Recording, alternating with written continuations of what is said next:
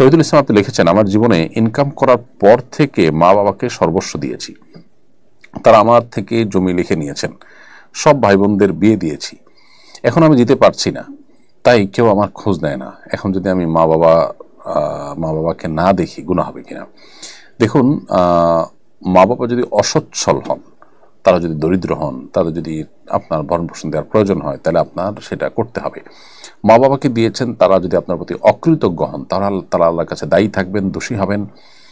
মা বাবা হয়েছেন দেখে তারা সন্তানের প্রতি স্বেচ্ছাচারী আচরণ করতে পারবেন, ব্যাপারটি সেরকম নয়। যার কারণে তারা মা বাবা হয়েও সন্তানের প্রতি তাদের দায়িত্বশীল আচরণ করতে হবে।